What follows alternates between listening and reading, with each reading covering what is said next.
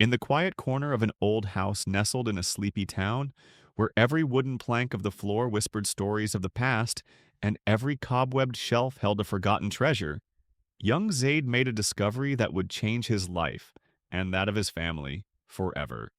Zayd was no ordinary boy. He had a curious mind, the kind that couldn't sit still for too long. His favorite place in the whole house was his father's workshop, a room filled with mysterious gadgets, dusty books, rusty tools, and trinkets that seemed to come from another world.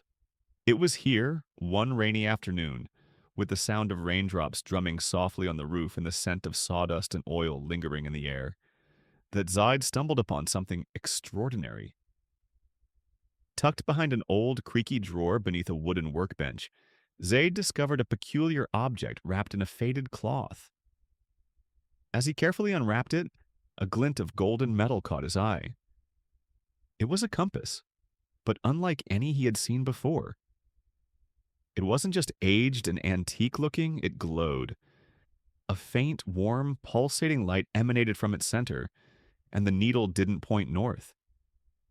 Instead, it quivered, spun, then settled in odd directions, as if being drawn towards something unseen.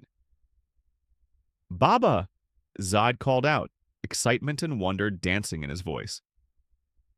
His father, a thoughtful and gentle man known for his quiet wisdom and deep love for history, came into the room with his usual calm smile. "Where did you find that?"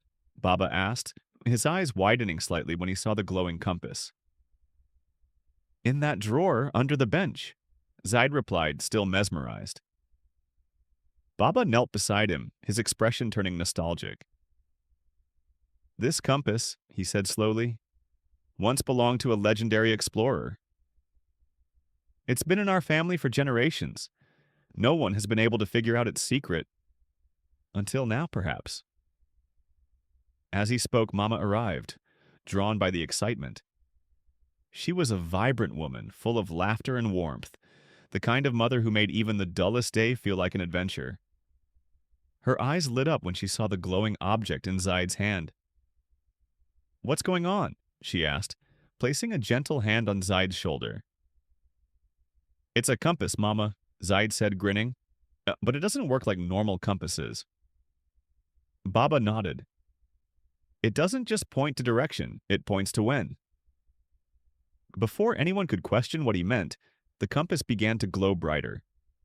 The needle spun wildly, then stopped. An unseen force seemed to hum in the room.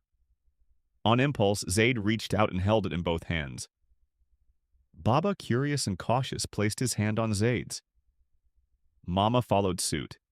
The moment all three hands touched the compass together, a blinding flash enveloped them. The workshop dissolved. The walls, the tools, the dust, all vanished in an instant. When the light faded, the family found themselves standing in the middle of a grand, ancient city bustling with life. Horse-drawn carts rattled over cobblestones. Merchants shouted in unfamiliar tongues. The air smelled of spices and adventure. "Where are we?" Zayd asked in awe.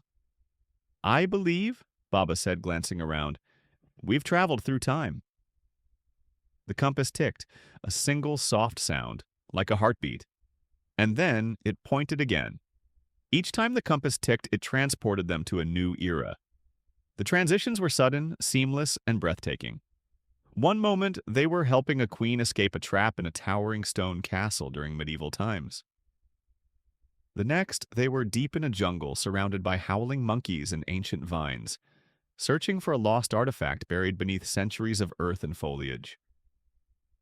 Another tick, and they found themselves in the heart of an enormous futuristic city where sky trains zipped overhead and buildings stretched high into the clouds. Here they had to build a device using ancient tools, an odd task that required not just creativity, but cooperation. At first, the family was overwhelmed. Every jump brought its own challenges. In the jungle, they had to learn how to navigate using the stars. In the castle, they disguised themselves as kitchen servants to outsmart the guards. In the future, they had to understand the principles of old-world mechanics to complete their task. But gradually, they began to work as a team. Mama used her quick thinking and intuition to solve problems. Baba contributed his vast knowledge of cultures and history. Zayd brought enthusiasm, imagination, and a fresh perspective. Together, they made a formidable trio. Along the way, they encountered people from different times and places. A kind inventor in the Renaissance era who taught them how to read blueprints, a nomadic tribe who shared stories under the stars, a futuristic librarian who helped them understand the power of memory. With every person they met, the family learned something new, not just about the world, but about themselves. And through it all, the compass ticked, a rhythmic reminder that their journey was far from over. But one day, after what felt like dozens of adventures across timelines, something changed. The compass began to dim. Its glow faded, the tick slowed. The family, now sitting together in a quiet, ancient forest beneath a sky full of stars, knew the journey was nearing its end. "I think," Baba said softly, "we're being called back." Zoid held the compass tightly. "But why? Why now?" Mama smiled, brushing a leaf from his hair. "Because we've discovered the real secret." Zoid looked from one parent to the other, puzzled. Baba placed his hand over Zoid's and said, "The compass didn't just respond to time or tasks. It responded to us, our unity, our bond as a family. The more we worked together," Mama added, "the brighter it glowed, the further it took us." The final tick echoed softly. The compass, with one last burst of light, enveloped them again. When they opened their eyes, they were back in the workshop. The rain still fell, the tools lay undisturbed, and the compass sat quietly on the workbench, its glow now gone, but its memory alive in their hearts. Zayd looked around, dazed. "Was it real?" Baba smiled, placing an arm around his son. "Every moment of it." Mama nodded. "And now we know. Our greatest adventure isn't out